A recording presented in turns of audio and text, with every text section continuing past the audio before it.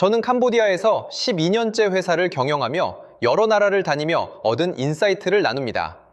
오늘 해부할 곳은 미국의 한 대형 식료품 매장입니다. 이곳에선 똑같은 토마토가 옆 가게보다 3배 비싼데도 더 잘 팔립니다. 우유도, 계란도, 꽃도 마찬가지입니다. 왜 사람들은 여기서 기꺼이 더 낼까요? 저는 그 이유를 4가지 수법으로 뜯어보고 당신 가게에 그대로 훔쳐 쓰는 법까지 알려드리겠습니다. 먼저 농산물 코너입니다. 이 매장엔 그냥 토마토가 한 개도 없습니다. 전부 이름을 달고 있습니다. 와일드 원더스, 슈가밤, 품종 이름이 아니라 브랜드 상품명입니다. 흔한 방울토마토를 세상에 하나뿐인 상품으로 바꿔버립니다. 채소도 예외가 없습니다. 상추 한 봉지마저 리틀리프, 오가닉걸 같은 브랜드로 갈립니다. 잎이 채소처럼 흔한 상품일수록 이름을 붙여 특별하게 만듭니다. 딸기엔 산지를 박습니다. 캐롤라이나 프레시. 그 지역에서 왔다는 한 줄이 이 딸기를 아무 딸기가 아니게 만듭니다. 망고엔 멕시코산, 샴페인 망고, 레몬엔 캘리포니아산. 원산지 한 줄이 곧 등급이 되고 고객은 그 이름값을 믿고 지갑을 엽니다. 낯선 과일일수록 이름과 스토리를 더 붙입니다. 소비자가 모르는 상품일수록 이름표가 유일한 판단 기준이 되기 때문입니다. 여기도 캘리포니아산, 저기도 미국산.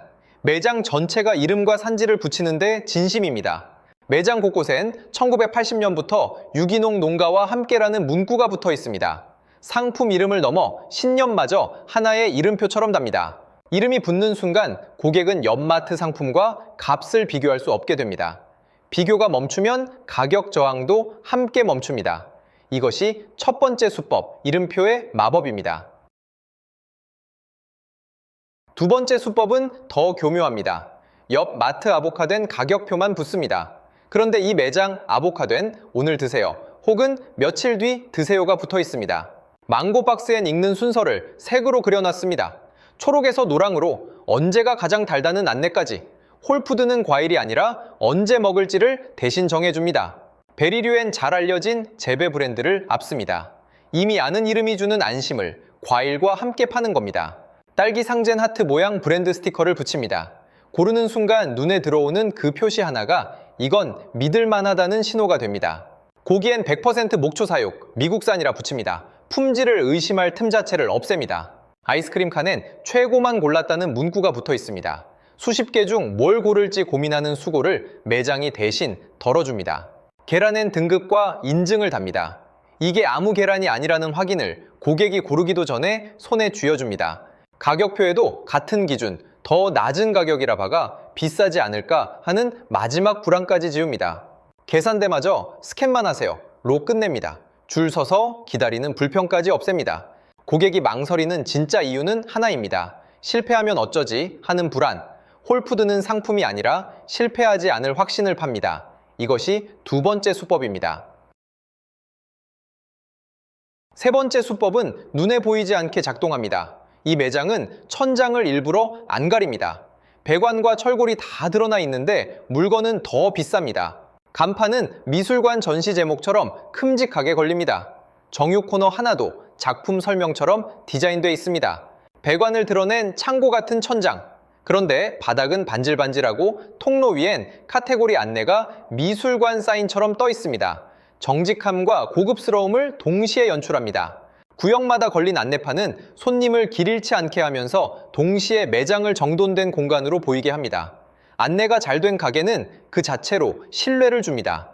채소 코너 글자 하나까지 손으로 오려 붙인 척 디자인합니다. 대충 놓은 것처럼 보이는 이 모든 게 사실은 정교하게 계산된 연출입니다. 상품은 매대가 아니라 나무 상자에 담아 시골 장터처럼 쌌습니다. 같은 채소도 담는 그릇 하나로 격이 달라집니다.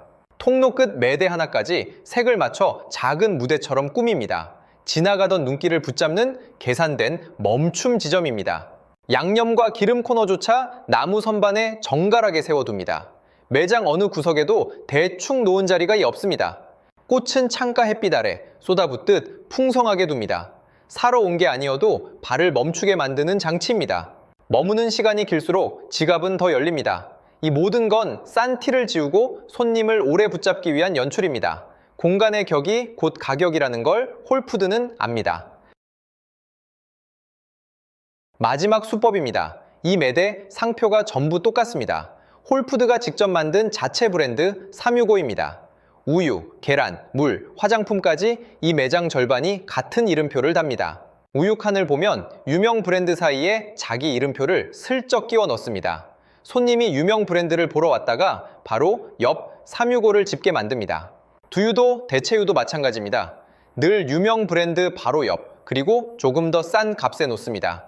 포장엔 대놓고 씁니다. 유명 제품과 같은 성분이니 비교해보라고. 광고비를 태운 브랜드의 신뢰에 슬쩍 올라탑니다. 냉동 간식 칸에도 365가 있습니다. 유명 브랜드 사이에서 같은 자리를 당당히 차지합니다. 발효식품처럼 남이 잘 안 만드는 틈새 칸에도 365가 있습니다.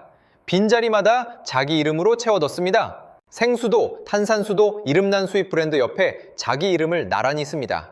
심지어 화장품까지 365는 카테고리를 가리지 않고 매장 구석구석에 자기 이름을 심습니다. 유명 브랜드가 손님을 데려오면 마진은 홀푸드가 자기 이름으로 가져갑니다. 홀푸드 매장이라는 이름 자체가 보증이라 365엔 따로 광고가 필요 없습니다. 자, 이제 훔쳤을 차례입니다.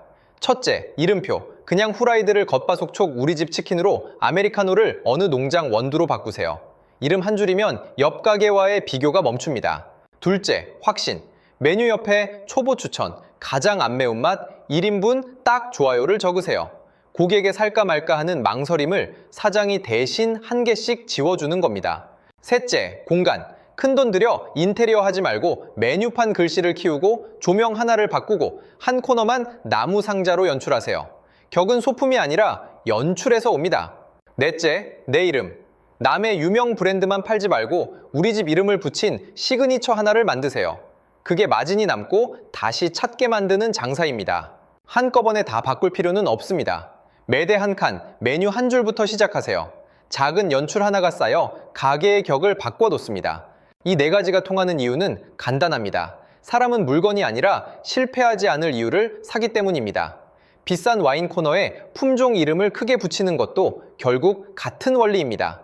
네 가지 수법은 결국 하나로 모입니다. 싼 티를 지우고 비교를 멈추고 확신을 파는 것. 예쁜 가게가 아니라 팔리는 가게를 만드는 문법입니다. 홀푸드가 파는 건 상품이 아니라 확신입니다. 그리고 그 확신은 큰돈 없이 당신 가게에서도 팔 수 있습니다. 중요한 건 예쁘게 꾸미는 게 아니라 손님이 망설이는 이유를 하나씩 지워주는 겁니다. 오늘 네 가지 중 단 하나라도 내일 가게에 적용해 보세요. 이제 작은 이름표 하나가 생각보다 큰 차이를 만듭니다. 다음 편에선 이 수법들을 실제 메뉴판과 작은 가게에 적용한 사례를 하나씩 뜯어보며 보여드리겠습니다. 예쁜 브랜드가 아니라 팔리는 브랜드로 가겠습니다.